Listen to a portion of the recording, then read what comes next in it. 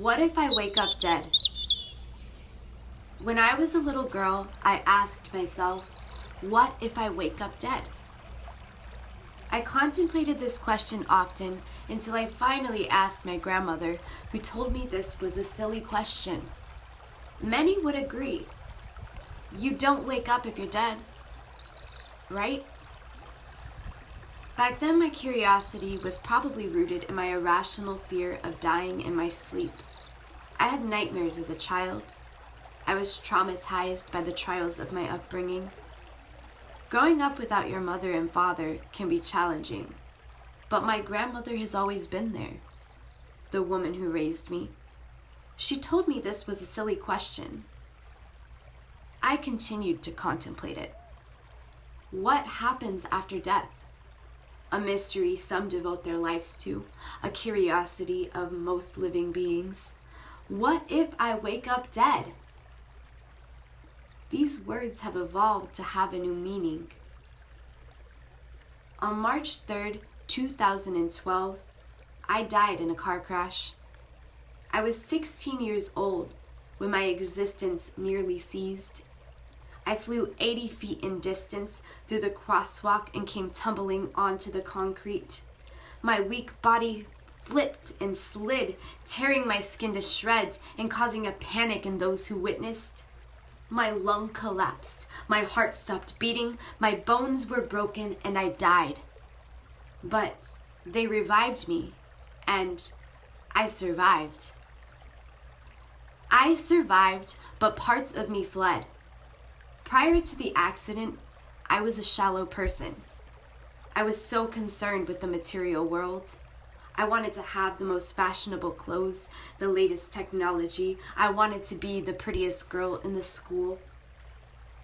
Why? Why did it matter? I wanted to be a cosmetologist. I wanted to be the best dancer, best singer. I wanted to be popular. I wanted to be accepted. Nothing I did was ever good enough, and I could never be fulfilled because I just kept wanting. And when I couldn't get what I wanted, I was disappointed, and I was mean to other people. I was mean because I was hurt and I was angry. I was hurt by my childhood, by the memories I had never faced, the memories I did not know how to face, by the man who could never return my dignity, by the man that robbed me of the ability to provide intimacy. I pushed away friendships, I let no one in, I masked my hurt with bitterness, and so it was returned. I survived, but parts of me fled.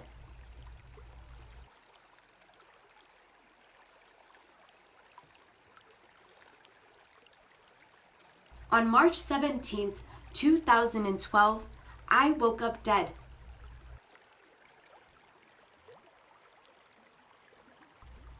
My hands, my feet, my back, they bled. My brain, it bled. My kidneys, my liver, they bled. Everything was bleeding. Everything was hurting.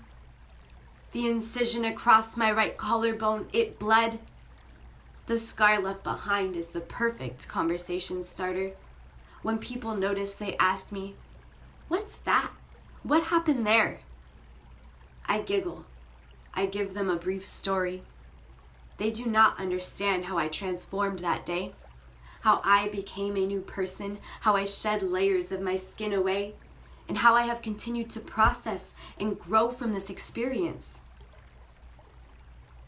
On March 17th, 2012, I woke up dead in a hospital bed. By March 17th, I was no longer on life support. The ventilator was removed. My voice was but a hush, a small whisper at most. I could not talk. I did not want to talk. I was quiet. I was humbled. Why did I survive? Why do people die every day in car accidents with no revival but me, small, small and undeserving at the time, I survived. They saved me. They questioned, is she gonna make it? Will she be disabled, handicapped? Will she walk again? Could she talk again? Were her lungs ever going to breathe again? Could she dance again? Could she sing again? Would she be blind? Would she be deaf? And I walked away.